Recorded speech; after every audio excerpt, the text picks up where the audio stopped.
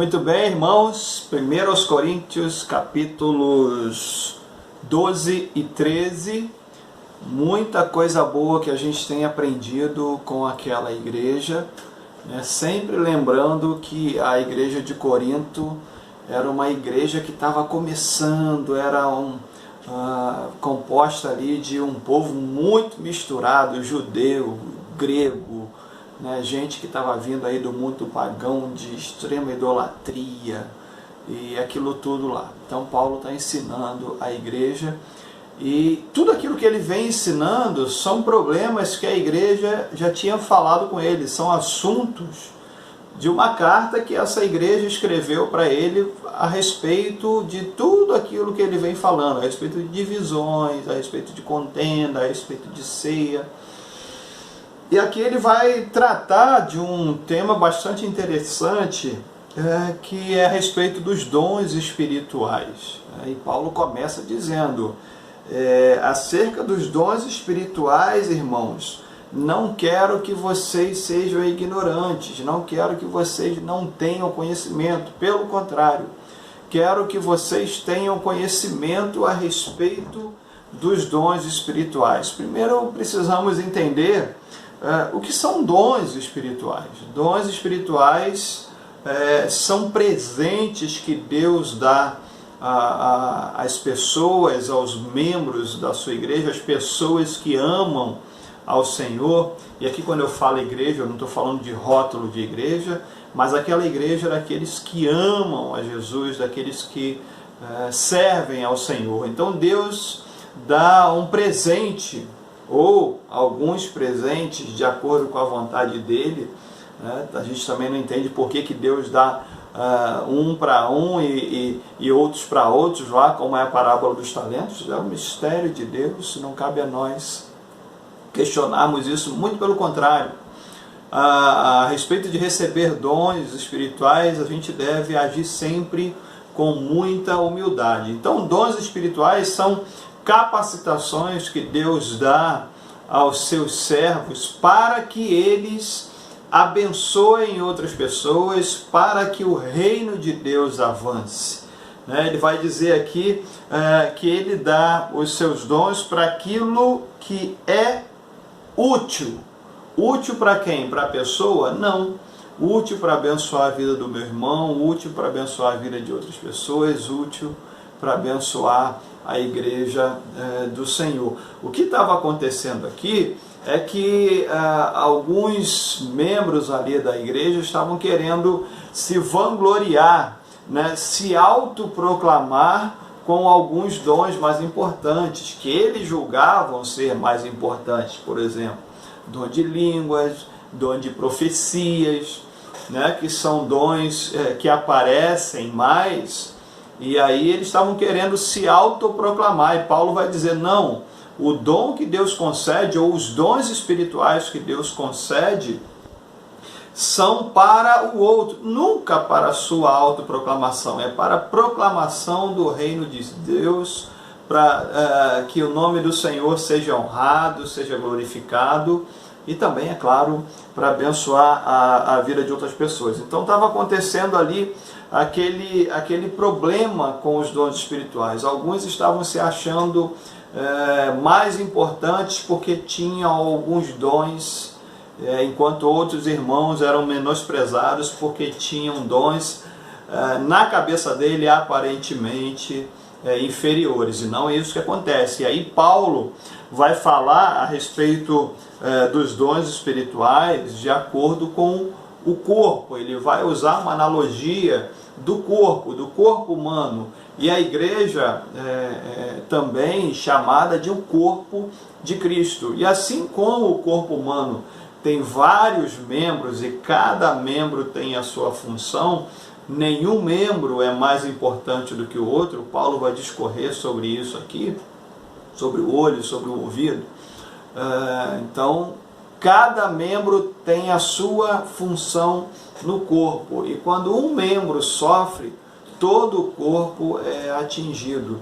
Quando você dá uma topadinha, todo o teu corpo sente isso. Então o que Paulo vai dizer é que não existe dom que Deus dá e aqueles que recebem esses dons são mais importantes do que os que recebem outros dons. Então Paulo vai falar sobre isso aqui, vai dizer, sempre assim. Esse é um princípio do Evangelho, do Reino de Deus. Não existem superiores no Reino de Deus, nem a respeito de posição social, nem a respeito de raça, e muito menos a respeito de dons espirituais, né? Tudo é para o serviço. Então ele vai comparar aqui, ele vai falar que cada membro é importante, assim sendo os dons também, todos eles são importantes. E no verso 31, ele vai falar, portanto, procurai com zelo os melhores dons.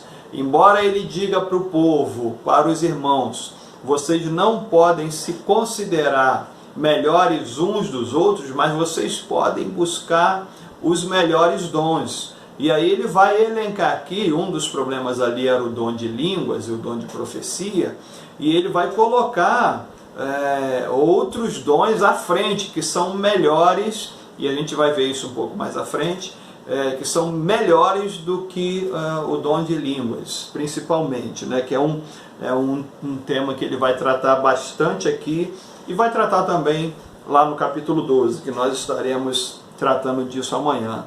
Então, procurem os melhores dons, e o dom de línguas é dito por Paulo aqui, é ensinado por Paulo, que o dom de línguas não é o mais importante, e ele não figura nem entre os 3 mais importantes, nem entre os 5 mais importantes, né? Ele vai falar que eu vou mostrar a vocês o caminho mais excelente. O que é mais importante? Então, o dom de línguas, ele não é um dos dons que Paulo recomenda para que a gente busque primeiro. Existem outros dons que estão à frente.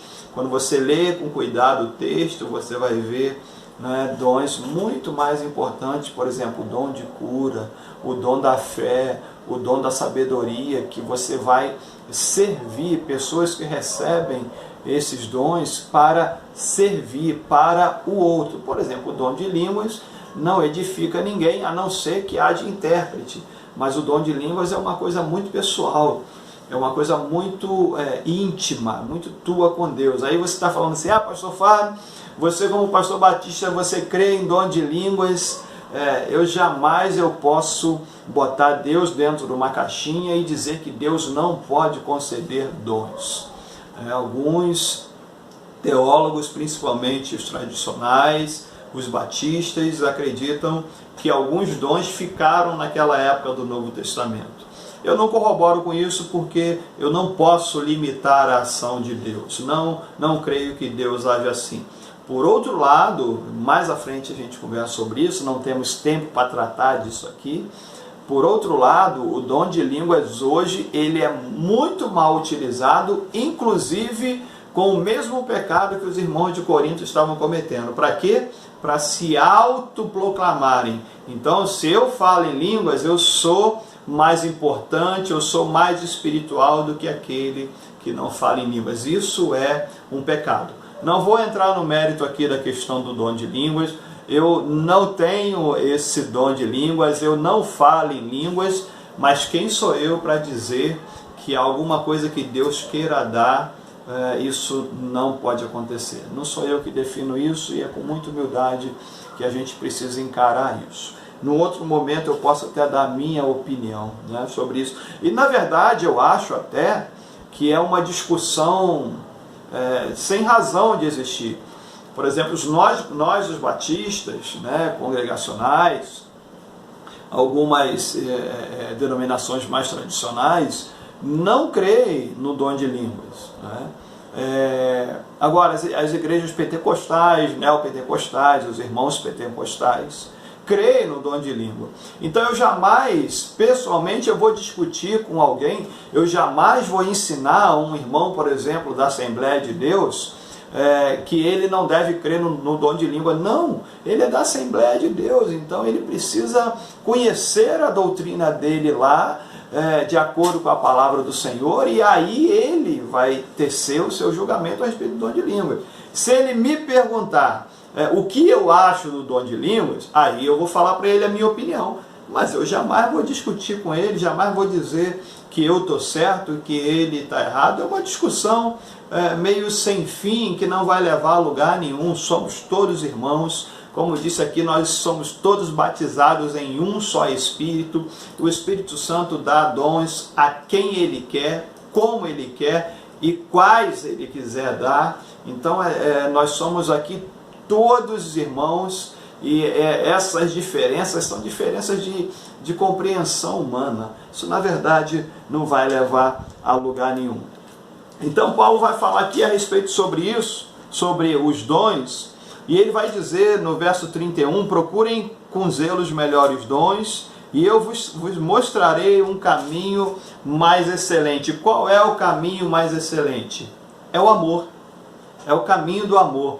E falar de amor parece um negócio assim meio clichê, né? E nem temos tempo aqui para falar e com profundidade a respeito do amor, mas você sabe o que é amor. E aí Paulo vai falar sobre isso aqui, que o que interessa, o caminho mais nobre, é o caminho do amor. E ele começa falando exatamente do dom de línguas. Ainda que eu falasse a língua dos homens e a língua dos anjos, que era uma coisa que eles estavam supervalorizando lá na igreja, mas se eu não tivesse amor, seria como metal que soa, ou como sino que tine, perdido no espaço, perdido no tempo, sem razão de existir. Quando nós vamos ler a respeito desse amor, você quer entender o que é amor? Nós somos culturalmente filhos dos gregos, da cultura grega. Então, para nós, amor tem a ver com beleza, tem a ver com estética, tem a ver com contemplação, tem a ver com sensação, sentir. A gente pensa em amor como sentir. Eu amo uma pessoa porque eu sinto atração por uma pessoa, no caso do amor erótico, ou então do amor fraterno, do amor de amigo. Eu tenho uma empatia com aquela pessoa, eu gosto daquela pessoa.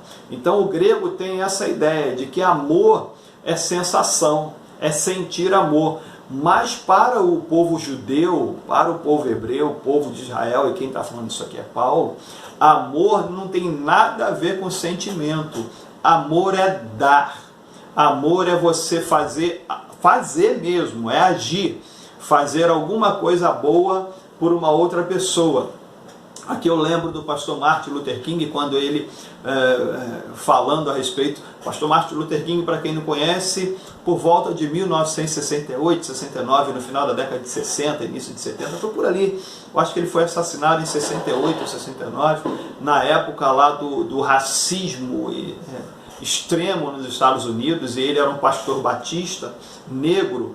E aí os brancos jogavam bombas, usavam de violência, espancavam tanto ele quanto os negros, né, da sua igreja, da sua congregação, e os negros que andavam pelas ruas.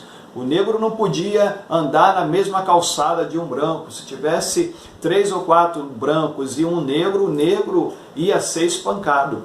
E o pastor Martin Luther King, ele vai dizer que ele dá graças a Deus porque Jesus não mandou que a gente gostasse dos nossos inimigos. Gostar é ter afeição. Jesus mandou que nós o amássemos, né?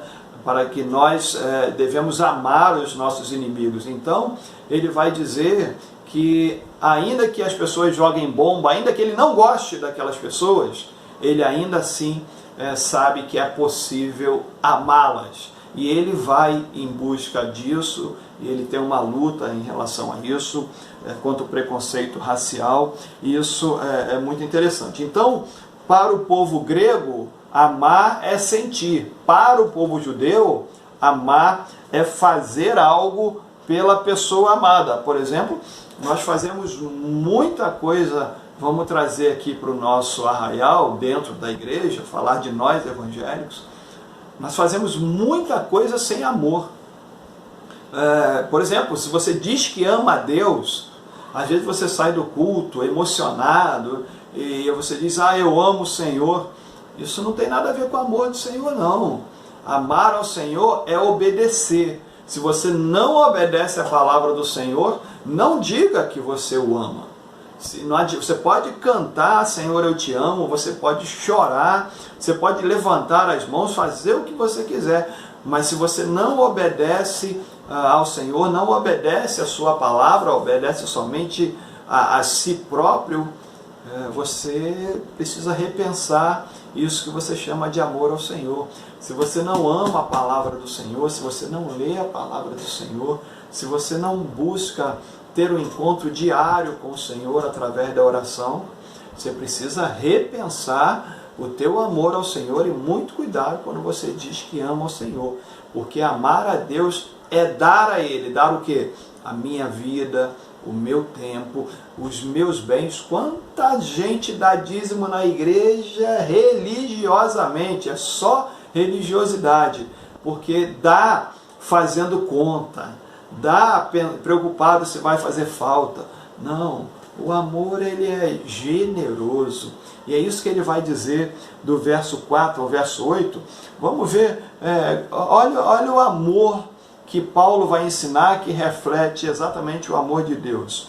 O amor é sofredor, o amor é benigno, o amor não é invejoso, o amor não trata com leviandade, com maldade, não se ensoberbece, não se coloca acima de outras pessoas, não se porta com indecência, não busca os seus interesses, busca o interesse do outro, não se irrita, não suspeita mal, não se alegra com a injustiça, mas se alegra com a verdade. O amor tudo sofre, tudo crê, tudo espera, tudo suporta. O amor nunca falha. Aí você pensa assim, mas esse é o amor perfeito. Sim, e aí se eu ouvi um autor de um livro uma vez dar essa sugestão, onde tiver amor aqui, você substitui a palavra amor por Jesus. Aí vai ficar assim a partir do verso 4.